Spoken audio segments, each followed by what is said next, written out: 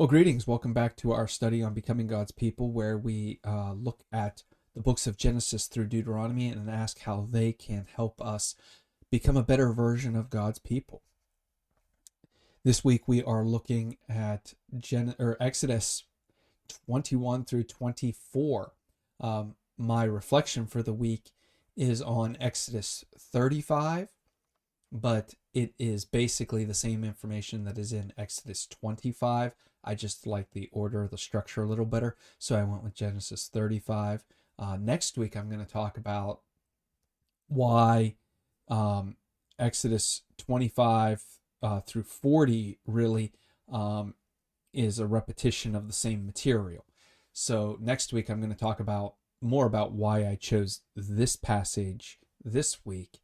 But for this week, I want to cover some of the framework between 21 and 24, which are societal instructions. These are often called laws, but if you look closely at them, they're not really legal precedent. They give some guidance for the people on how to approach society, but they're not legal statutes, not in the same way that our legal statutes are legal. The closest analogy that I can come up with is a combination between, again, wisdom literature, where you're just telling people this is a good way to live, and instructions to a judge for how to approach a case. Not a law, but just here's what you might want to think about when you're going into making a decision. And they start off with codes for Israelite slaves, specifically Israelite men.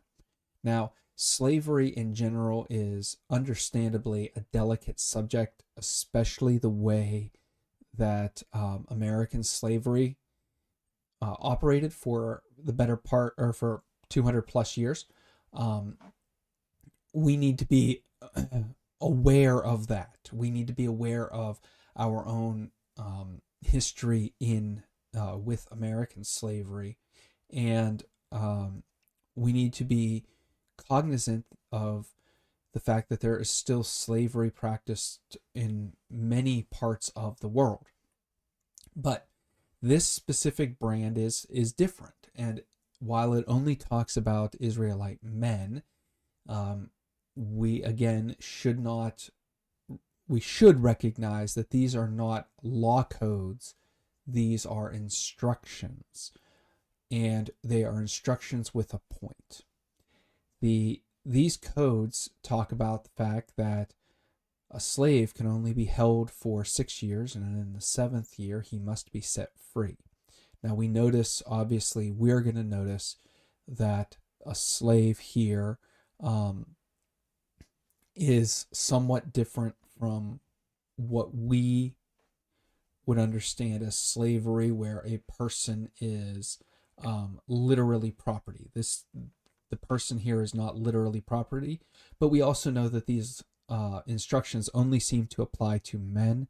They don't apply to women. And these are difficult subjects for us, because Israelite culture was so radically different from what we know today. The idea was that not being able to hold the slave indefinitely. In other words, if you have a really great worker, you can't just keep that worker as a slave. You must set this worker free, and when you set this worker free, you must set that person up for success. That is something completely different from what we're used to. And when you read rabbis on this, ancient rabbis on these passages, they talk about how this arrangement, you would be very cautious to take somebody into slavery, and you would only do it to financially benefit the person. In other words, the type of servitude here is something that the way it's limited it's not something that you're going to try to push for. You're not going to try to collect slaves. You're not going to try to help or to maintain a slave culture. You're only going to use this system to help. And even then, it's not because you can't keep it's not that you can't have these people in servitude. It's that you can't keep them there. In other words, you're only keeping them there as a way of helping them through a temporary hurt, through a temporary economic downturn. And essentially, what this kind of slavery, we use the word slavery, what it was buying people away from their creditors, buying off their debt. And you could work the person to help pay off the debt, but you are supposed to set them free and set them up for a new life when you do this. In other words, read deeply, the Bible is not really condoning slavery here. In fact, people often ask, why does the Bible, if the Bible is so just, why doesn't the Bible ever explicitly condemn slavery? Well, the rationale is we are humans and we are stupid and we're not going to listen anyway. So what the Bible does is pushes people to discover how to love their neighbors better. In other words, when Paul is confronted with this same problem of slavery in Philemon, he says to Philemon, he doesn't say free Onesimus, but he says to Philemon, I have found this man Onesimus extremely helpful to me, and I believe he will be extremely helpful to you. Do what's in the best interest of Onesimus. Now, think about this. If Paul sends you a letter saying, do what's in the best interest of this man who you have called a slave, but now call a brother in Christ, what are you going to do? You're going to work to set him up in a position where he can thrive in the society that he's in. You are not going to keep him in servitude. You are going to set him up to thrive. Now, this can have a lot of ramifications depending on the larger culture. But what Paul saw and what the Bible consistently sees is that what the person who is in power is supposed to do is set the people who are not in power up to thrive. Set them up to live out lives that better themselves. Put them in positions that they could not achieve otherwise. Give them the kind of resources that they could not get on their own. That's the consistent message of the Bible. Now, how does that square with laws about slavery? Well, it could do a lot of different things, and it's a rich, complex milieu that we sometimes want to flatten out. And I think the Bible's wisdom here is to say, if everybody listens to this, eventually slavery is going to be outlawed. But the more important concept is not simply that slavery is outlawed, it's that people love, care about, and respect one another. Because we saw this after the Civil War. Yes, it was a good thing that slavery was abolished, but we saw that the slaveholders still did not love and care for those who had been enslaved, and instead wanted to continue to oppress and belittle them. And we're not listening to the Bible's explicit teaching to set them up in a good position so that they could thrive And because of that, not only have we had 200 plus years of slavery in this culture, we have had about 100 years of systematized oppression. And really, even since the 1960s, we've had large amounts of um, covert oppression. Um, and we need to recognize that. And where the Bible is trying to get us to go would have averted much of that, because it's about loving the people around us and helping them to rise up. This is why the Bible will also say a chapter or so later, when it comes to debts, do not take absurd pledges from the poor. Don't charge interest on a loan. Be generous to the poor when you're loaning to them. Don't exact interest from the poor. Benefit them, lift them up, give them more than they have, so that they can rise to the level of really rise to the level that you're on. It's not about it's not about creating a economic system like we might think of today as capitalism versus communism versus socialism. It's about a mindset towards the people who have the least, the people who need money, the people who need resources, the people who don't have maybe the wherewithal to prosper in society. Look out for them, give them what they need, so that they aren't left behind by society.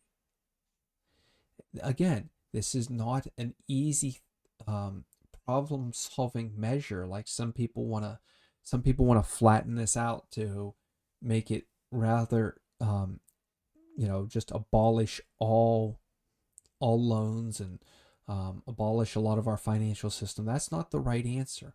The answer is about helping people to achieve success.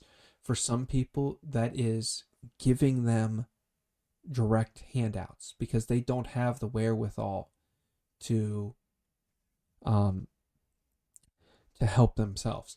For some people, it's about not giving them direct handouts because their problem is motivation. Their problem is maybe they lack confidence. And for those people, it's about helping them to bolster their confidence in themselves or find the motivation to work harder. Some of these things that we can do as a society. So all of these laws, all of the what we call laws, all of these instructions are about trying to see people for who they are at a deeper level, and trying to really solve the problem that is there with them. We also see that there's laws against, or instructions against, violence, and these are again complex.